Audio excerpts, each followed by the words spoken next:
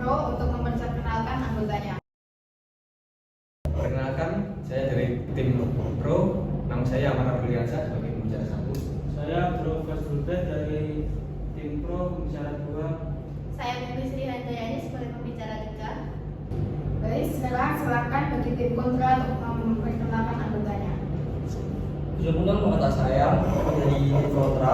Perkenalkan, nama saya Fredrik Biansa dari pembicara 1. Saya Jaya Sungarna Pitama sebagai pembicara 2. Saya Dian Sari sebagai pembicara ketiga. Baik, langsung saja kita mulai debat kali ini. Saya persilakan pada tim Pro untuk menyampaikan argumen pembuka. Waktu dimulai sekarang.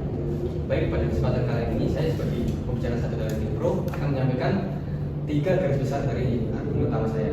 Yang pertama yaitu stabilitas parlemen dan pemerintah. Kami berargumen bahwa menaikkan parliamentary threshold akan menciptakan parlemen yang lebih stabil.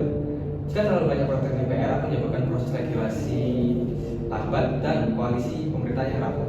Yang kedua yaitu fragmentasi, menjalankan sistem partian. Partai kecil seringkali hanya memecah suara, bukan menghasilkan kemenangan yang nyata. Ketika threshold itu tetap rendah, suara rakyat terfragmentasi dan akhirnya hilang karena tidak lolos ke DPR.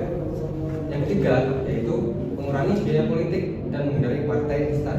Pemerintah dengan banyak partai pendukung akan menghabiskan banyak biaya politik besar, mulai dari pembagian kursi menteri hingga negosiasi kepentingan yang panjang. Threshold yang tinggi menekan lahirnya partai-partai kecil tanpa basis ideologi yang kuat yang hanya dibentuk demi kepentingan elit. Kesimpulan dari saya, menaikkan ambang threshold parlemen akan menciptakan parlemen yang lebih stabil, representasi suara yang lebih efektif, dan sistem kepartean yang lebih sehat, serta kualitas pemerintahan yang lebih kuat dan efisien. Sebagai pembicara 2, saya akan menguatkan argumen dari pembicara 1. Menaikkan parliamentary threshold dapat membuat sistem politik menjadi lebih stabil dan efisien. Menaikkan parliamentary threshold akan mengurangi jumlah partai kecil di DPR sehingga proses legislasi lebih cepat dan tidak berlarut-larut. Dengan sedikit partai yang terlibat, semakin mudah pemerintah membangun koalisi yang solid dan mengambil keputusan tanpa harus bernegosiasi yang berbelit-belit dengan banyak kepentingan politik. Sebagai contoh kasus, pada keseluruhan anggota DPR, ketika terdapat lebih dari 10 fraksi, pembahasan undang-undang dapat mengalami deadlock karena terlalu banyak kepentingan yang harus disinkronkan. Banyak negara parlementer yang stabil seperti Jerman dan Turki menerapkan threshold tinggi untuk mencegah fragmentasi. Yang kedua, menaikkan parliamentary threshold dapat mengurangi suara terbang dengan mendorong partai kecil berkoalisi sejak awal. Suara rakyat sering terbang ketika partai kecil tidak lolos threshold. Dengan menaikkan threshold, partai kecil dapat berinisiasi berkoalisi sebelum pemilu sehingga suara pendukung mereka masuk ke partai yang berpotensi lolos. Sebagai contoh kasus, pemilu 2019, lebih dari 13 juta suara hilang karena partai tidak lolos threshold. Jika threshold lebih tinggi, partai-partai kecil akan bergabung sehingga suara pemilih mereka tidak hilang di hasil akhir. Selanjutnya yaitu mencegah partai politik dadakan. Threshold tinggi memaksa partai untuk memiliki basis massa yang kuat dan ideologi yang jelas. Hasil ini mencegah munculnya banyak partai dadakan yang hanya dibentuk untuk kepentingan elit, bukan untuk memperjuangkan aspirasi publik. Kesimpulannya yaitu, kami memperkuat posisi bahwa kenaikan threshold adalah cara paling efektif untuk menciptakan parlemen yang stabil, mengurangi fragmentasi politik, mencegah suara rakyat hilang, serta meningkatkan kualitas demokrasi melalui partai yang lebih kuat dan memiliki legitimasi publik. Terima kasih atas penyampaiannya. Selanjutnya saya persilakan kepada tim kontra untuk menyampaikan argumen balasan. Waktu dimulai sekarang. Terima kasih Mbak Bapak atas pertanyaannya. Kami dari tim kontra, kami menegaskan bahwa ambang batas parlemen tidak perlu dinaikkan dan juga tidak perlu dihapus. Karena angka yang ada saat ini adalah posisi paling moderasi dan paling rasional untuk menjaga kualitas demokrasi di Indonesia. Di Indonesia, angka yang dipakai yaitu 4%. Setiap 1% suara mewakili kurang lebih 3 juta pemilih bilang suara. Itu menyebabkan matinya demokrasi di Indonesia. Tanpa threshold, jumlah partai kecil akan melonjak, membuat proses regulasi semakin lambat dan rawan deadlock. Penghapus threshold justru menimbulkan masalah baru. Parlemen menjadi terlalu ramai dan tidak stabil. Suara rakyat bukan sampah yang bisa dibuang ketika tidak cocok dengan selera partai besar. Selanjutnya, menghapus threshold justru menimbulkan masalah baru. Parlemen menjadi terlalu ramai dan tidak stabil. Tetapi sebaliknya, menaikkan threshold secara agresif akan menghilangkan suara minoritas. Kita sudah melihat contoh ketika partai seperti PBB dan PKPI gagal di 4%, jutaan suara rakyat akhirnya tidak punya representasi di DPR. Ini jelas tidak sehat untuk demokrasi. Kalau threshold dihapus total, nanti DPR isinya puluhan partai kecil yang ribut sendiri. Maka dari itu, mempertahankan threshold pada posisi saat ini adalah pilihan yang paling seimbang. Cukup untuk menjaga stabilitas parlemen, tetapi tidak sampai mengorbankan representasi rakyat. Solusi itu bukan ekstrim, bukan naik, dan bukan dihapus. Yang kita butuhkan adalah aturan yang adil, bukan aturan yang bikin suara rakyat hilang. Baik, menguatkan argumen dari pembicara 1 dan pembicara 2, stabilitas bukan alasan untuk membuang suara, dan representasi bukan alasan untuk membuat kekacauan. Keseimbangan adalah kuncinya. Kesimpulan dari argumen kami tim kontra, threshold 4% saat ini adalah kompromi paling sehat karena tidak membuang suara rakyat berlebihan dan tidak membuat DPR terlalu penuh. Kenaikan ataupun penghapusan justru merusak keseimbangan antara representasi dan efektivitas. Jadi, kami tim kontra sangat tidak setuju. Baik, selanjutnya silakan bagi tim pro untuk mengajukan pertanyaan kepada tim lawan. Baik, pertanyaan saya adalah jika parliamentarian threshold tidak dinaikkan, bukankah parlemen akan sulit bertambah, akan semakin terfragmentasi dan sulit mengambil keputusan?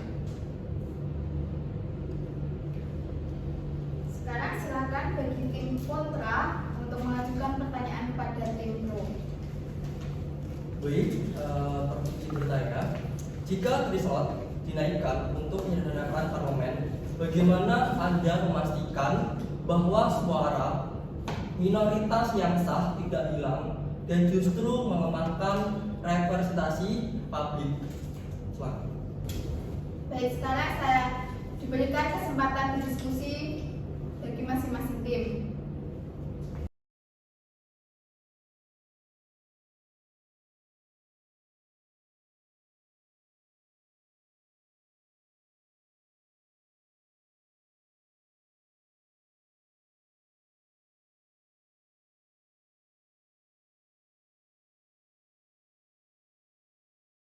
Waktu selesai, apakah tim pro sudah selesai berdiskusi? Ya, baik, sudah. Silakan memberikan tanggapan kepada tim kontra.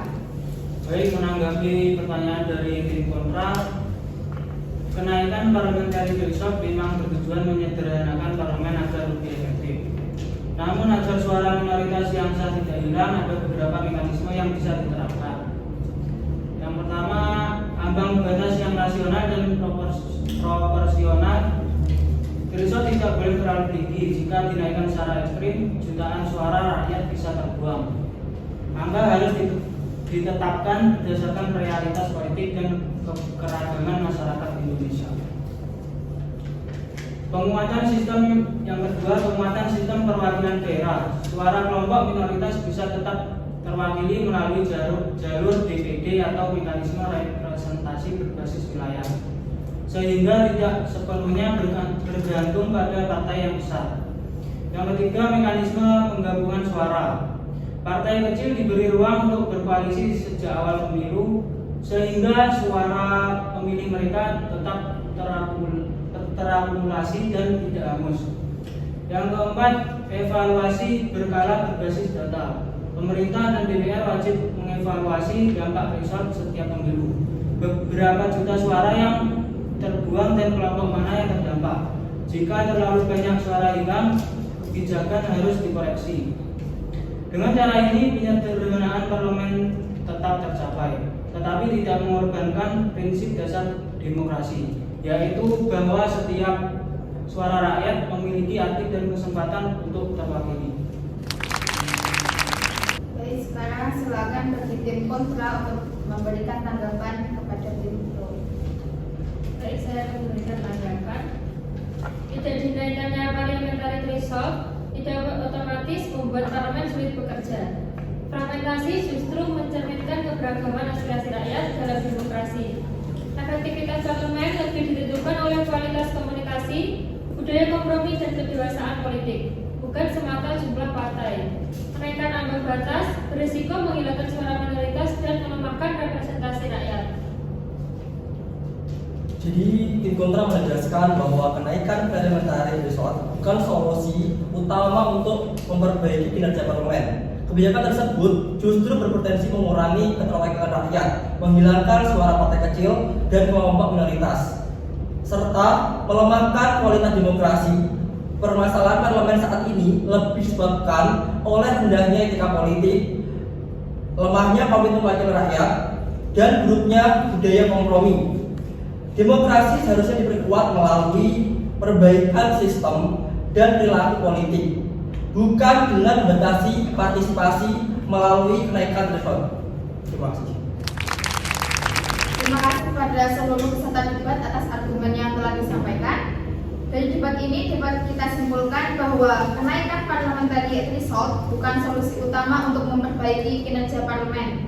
Kebijakan tersebut justru berpotensi mengurangi keterwakilan rakyat, menghilangkan suara partai kecil dan kelompok minoritas, serta melemahkan kualitas demokrasi.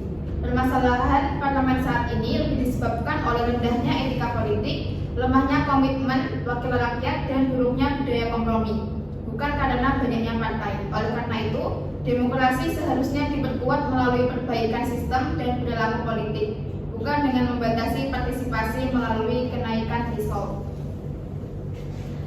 Demikian debat pada hari ini. Saya sebagai moderator mohon maaf apabila terdapat kekurangan dalam memandu jalannya debat. Wassalamualaikum warahmatullahi wabarakatuh. Waalaikumsalam warahmatullahi wabarakatuh.